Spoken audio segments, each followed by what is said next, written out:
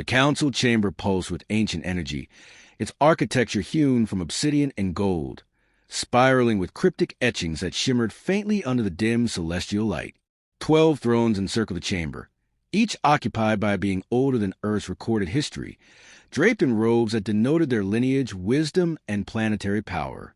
Behind them, specters floated, translucent guardians of protocol, or perhaps echoes of those who once held seats now vacant.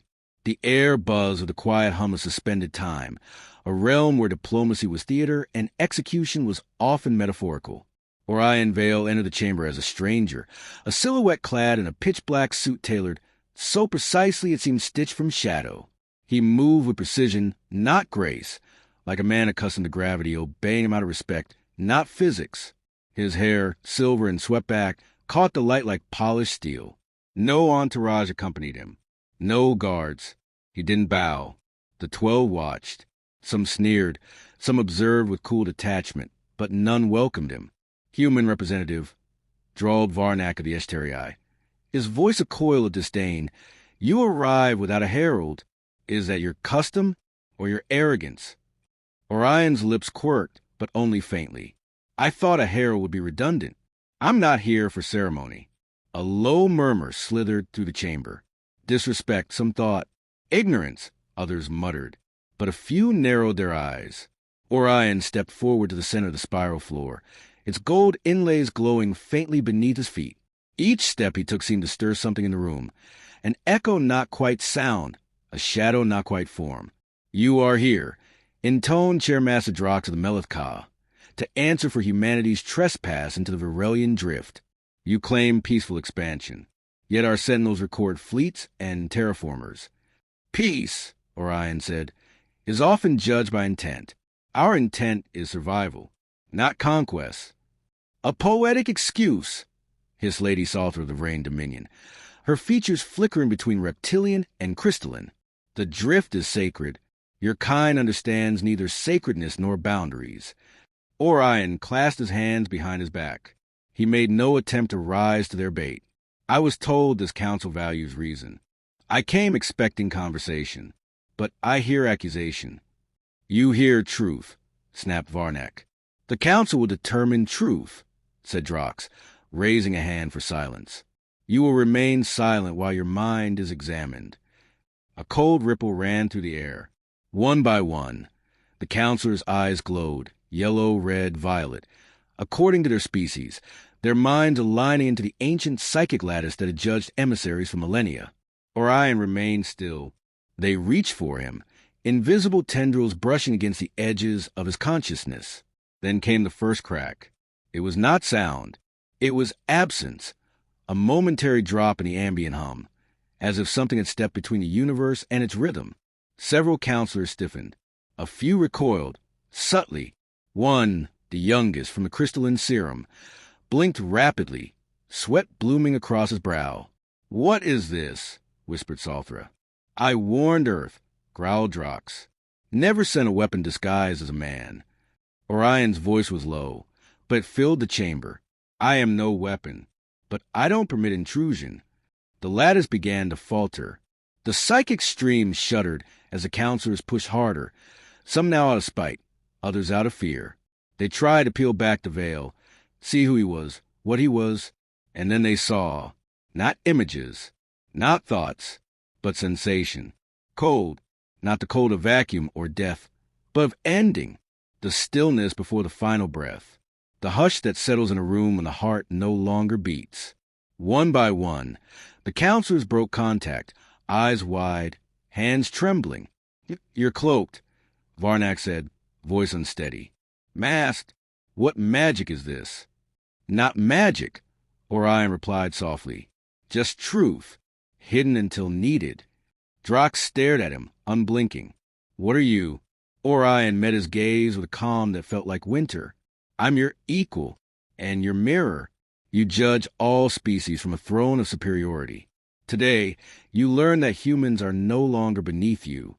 The silence that followed was not a vacuum, but a wound. The youngest counselor stood slowly, face pale and uncertain. We should adjourn. There is more to understand here. No. Varnak rose, anger igniting like solar flame. He comes cloaked in threat. His mind is poison. He must be detained.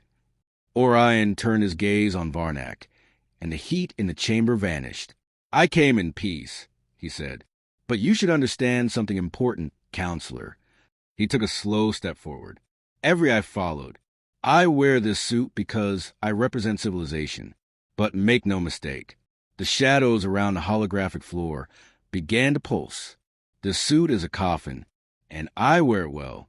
A tremor passed through the room, not physical, but instinctive.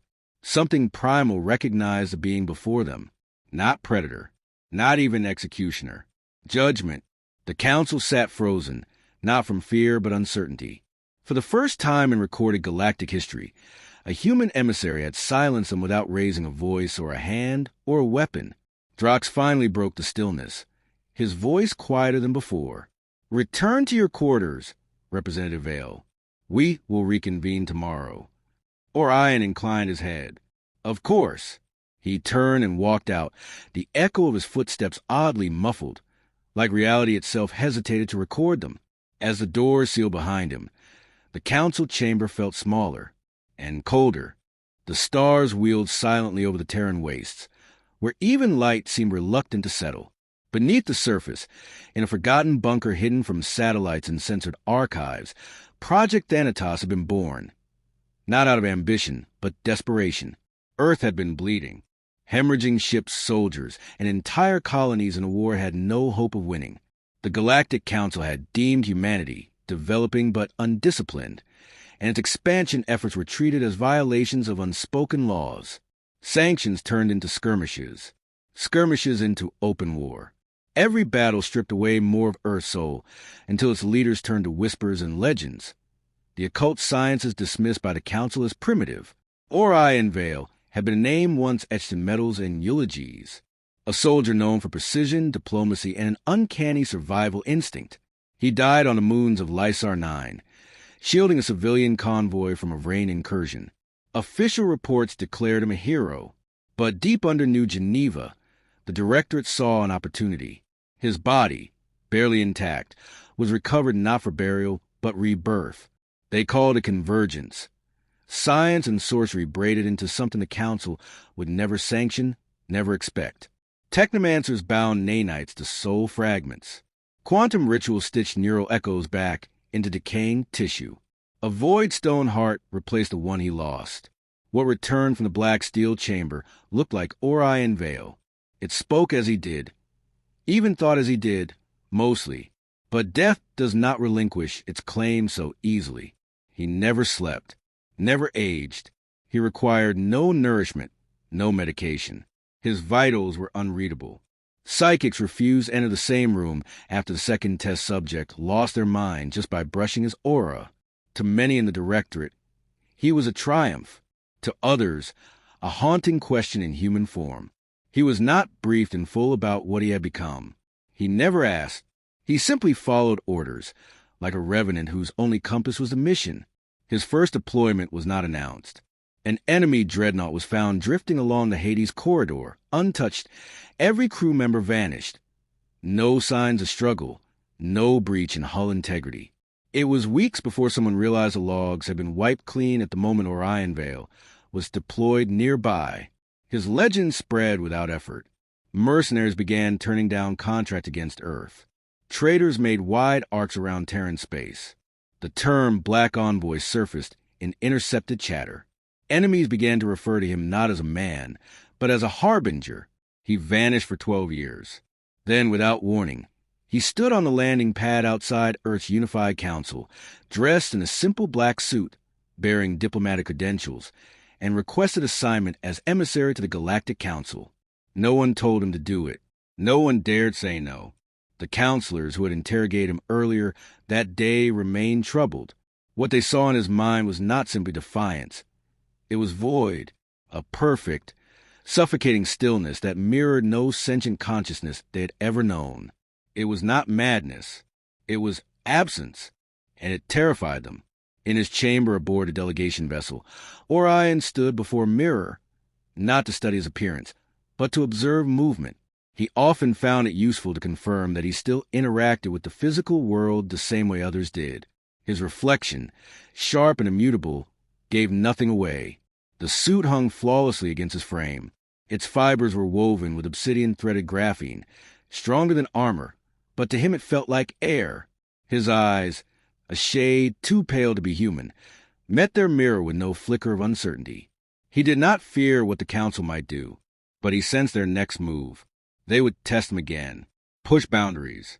Arrogance had no brakes when cloaked in tradition. He remembered the first time he stood before a tribunal, years ago, when they tried to use his existence as leverage, threatening to reveal Project Thanatos to the galaxy, to turn the tide of public opinion against Earth. He had said nothing then, but his silence had not been passive. It had been a warning. Days later, their data cores were found corrupted, their witnesses recanted or vanished, and a single message remained. You made a mistake thinking death could be held. He never wanted to be this. The man he used to be, Orion, the soldier, the diplomat, had believed in order, reason, mercy. But the creature he had become did not serve ideals. It served necessity. And necessity had no conscience. He closed his eyes. For a flicker of time, he tried to remember warmth. Sunlight over new Terran plains, the laughter of comrades. Nothing came, only the cold certainty of duty. A chime echoed through the chamber. A message. Council requests your presence tomorrow morning. Closed session. Additional interrogation probable. He nodded to no one. He understood what this was. The council didn't know what he was. Not truly. They saw only a man who resisted their probing. That was intolerable to them. Alien. Dangerous. In their eyes, humanity was still a child play with knives. They expected Orion to either bow or break, but they had yet to learn that death does not bend. In the council chamber, while others retired for cycle, Drox remained seated, gazing at the spot where Orion had stood hours earlier. His fingers tapped against the edge of his throne, slow and arrhythmic. Salther approached, coiling beside him with her usual hiss of irritation. You saw it too, she whispered. That space, that cold. He is not human. No, Drox murmured, but neither is he machine or ghost. He is consequence. Salther scoffed. Then he must be destroyed, before others follow. You do not destroy what you cannot understand. You bury it, or bargain with it. Bargain? With death. Drox turned toward her, ancient eyes unreadable. Sometimes it is the only thing that listens. Salther's form flickered, uncertain. She turned and slithered away without another word. Alone now, Drox looked again at the spire of the floor. At its center, faint and fading, still lingered the outline of a footprint that did not belong to any living thing. Tomorrow, they would decide whether Orion Vale was to be dismissed, detained, or ended. But even the most powerful beings in the galaxy have forgotten a simple truth. Death is not something you decide. It comes when it wills. The council's decision came swiftly and, to the surprise of many, without blood. Orion Vale was not detained, nor exiled. The official ruling called for continued observation under structured diplomatic engagement, which in council speak meant they had no idea what he was, but killing him might be worse than letting him speak. So they let him speak, and that, unknowingly, was the moment they lost control. Orion's official role remained unchanged, Earth's diplomatic envoy, but his presence began to shift more than policy. On neutral planets, people gathered simply to watch him walk through ports. Some claimed his eyes reflected constellations they had never seen. Children whispered stories of the quiet man in black who doesn't blink among the war-weary colonies, where bureaucrats sent emissaries with stiff smiles and tighter sanctions. Orion spoke plainly, without promises or threats. He did not inspire through charisma. He inspired because he didn't lie, and because something in him could not be corrupted. He moved like a fault line to the galaxy's delicate balance, and wherever he went, silence followed. Then change. On Virax 5, he prevented a planetary purge by walking, unarmed, into a riot zone and staring down a high-caste general until man dropped his weapon and sobbed in surrender. On Zelter, He spoke a single phrase to a dying rebel leader, and the next day, both government and opposition stood in unity, vowing peace with no mediator. No one knew how he did it. Some claimed sorcery. Others, advanced human tech. The truth was simpler. He listened. He stood in rooms filled with noise, with pain, with generations of betrayal, and he let them speak. He didn't offer solutions. He didn't promise peace. He bore witness. But even that has consequences. By the third solar cycle since his tribunal, the quiet fractures in council space began to widen. Member worlds questioned protocols. Trade routes shifted. Unaligned planets asked for dialogue, not directives. In hushed corridors, it was whispered that perhaps the Black Envoy should be heard, not just tolerated. That whisper became a movement, and the council began to panic. They convened in secret. Subcommittees sprouted like weeds, one to monitor him, one to counter him, one to plan contingencies if he malfunctioned. They refused to say killed, not out of mercy, but fear that the word alone might summon consequence. A proposal emerged. Send him on a high-risk diplomatic mission, one that might require sacrifice. A mission so volatile, no one could blame them if he didn't return. The planet chosen was Kharon Delta. Technically unclaimed, it was a dead world, once home to the Thyrak, an ancient civilization wiped out in what the Council had long labeled an internal extinction event. What wasn't disclosed publicly was that Kharon Delta wasn't dead. Something still lived there. No one knew what. Probes malfunctioned. Ships disappeared. But deep in Council archives, old psychic maps showed anomalies, mind prints, vibrations of thought patterns far too coherent for natural phenomena. The Council called it residual haunting. Orion called it familiar. When assigned, he didn't question it. He simply accepted the coordinates and left. The ship they provided wasn't armed. No escort, no diplomatic aids. Just a black vessel with Council insignias and a silent AI navigator. Kharon Delta drifted in a blue star system, its surface cloaked in storms that never ended. As he descended, Orion watched static roll over the clouds like an ocean turned inward. No landing zones, no beacon lights, only silence and ash. The ship touched down without ceremony. He stepped out into winds that moaned like ancient breath, his suit shielding him from particulate atmosphere. The landscape was jagged, bones of cities protruding from the ground like broken ribs. The buildings, if they could be called that, were made of interlocked hexagonal columns, shaped by tools no longer known. He walked for hours. Then he heard it, a voice, but not through sound. It came into his thoughts like a forgotten memory, unfolding, not spoken. You have returned, and yet you are not the one who left. He stopped. The air grew still. The voice had no gender, no tone. Just wait. Meaning, I was never here, he said aloud. Not you, but what made you. Part of it came from here. Orion turned. There was no figure, just shadow mist, shape without form. Yet it pulsed with sentience. You are Thyrak? What remains of it? Thought sustained beyond flesh. We watched as your kind erased us, fearing what we might become. We didn't know. Your council did. It was their first act of unity, one built not on peace, but on silence. The truth settled in his bones like cold iron. They set me here hoping I'd die. And yet you live. Orion stepped closer. The mist did not retreat. Why speak to me? Because you are between. Not alive. Not dead. Not bound by what came before. We see what you carry. Remnants of magic, science, pain, duty. You are a fulcrum. He didn't flinch. I didn't choose to be. Nor did we. The mist began to take shape. Not humanoid. Not alien. Something in between, a weave of thought and light, forming a spire that reached into the sky. There is more beyond your council, beyond your wars. You must decide what you serve. He felt it then. Not pressure, not threat, choice. They offered him something the council never had, trust. He placed a hand against the spire, and everything shifted. Visions poured into him. Starscapes of forgotten worlds, harmonics of ancient languages, the birth of technologies powered by intention rather than fuel. He saw what the Thyrak could have become. what the council feared, what he now carried inside him. When he opened his eyes, the mist had receded. The spire remained, pulsing faintly.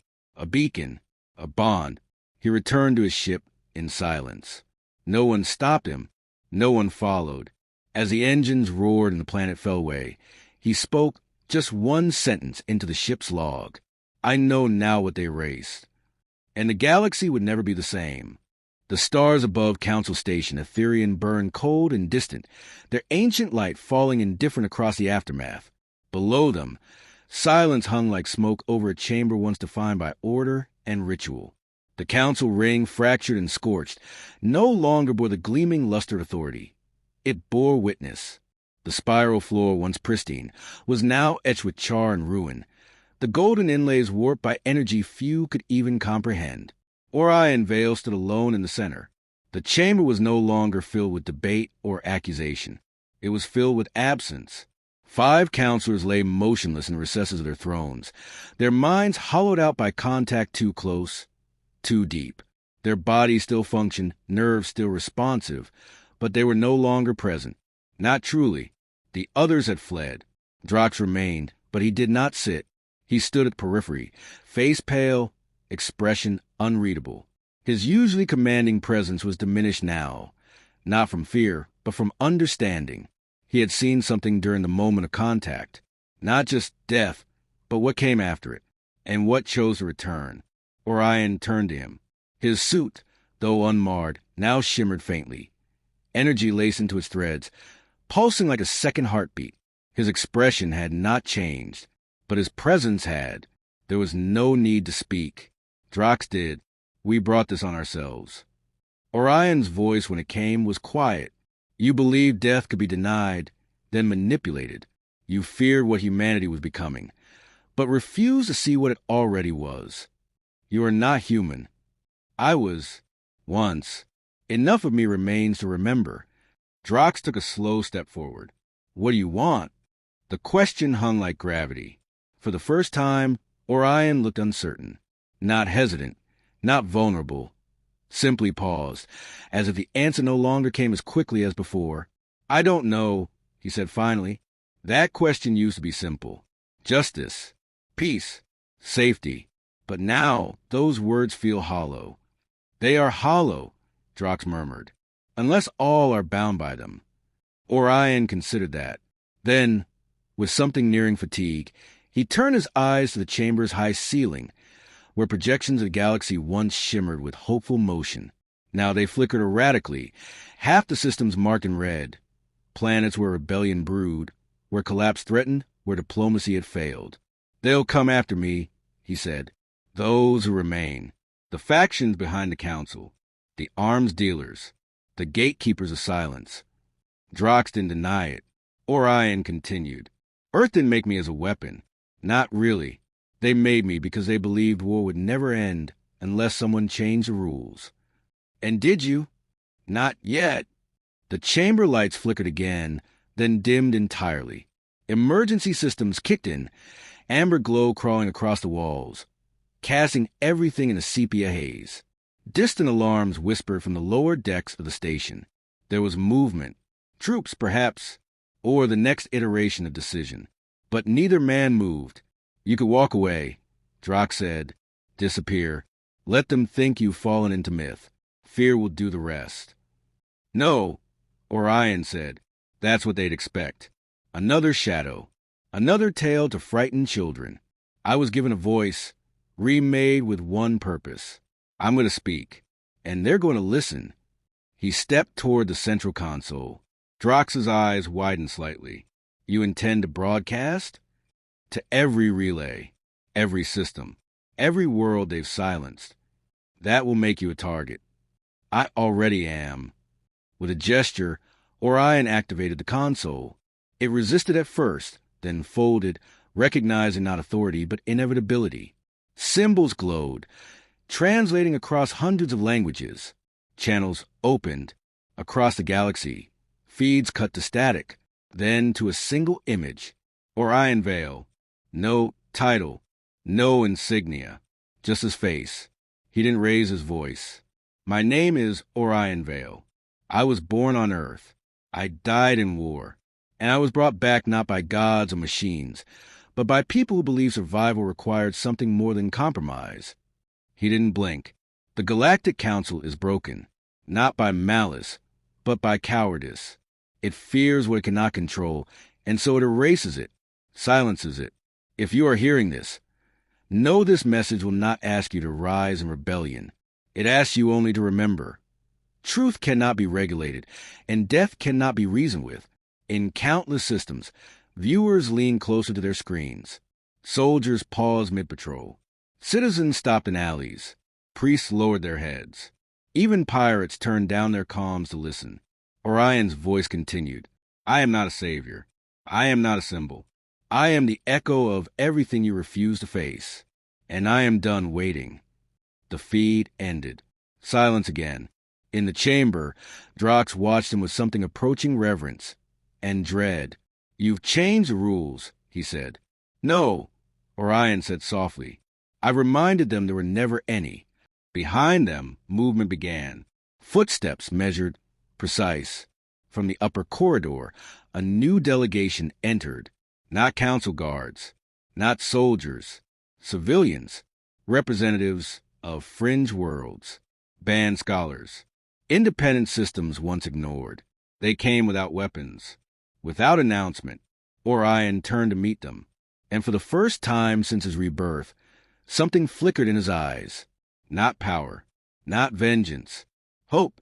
It was quiet, fragile, but it was there. Outside, the stars continued to burn, but something new moved between them now.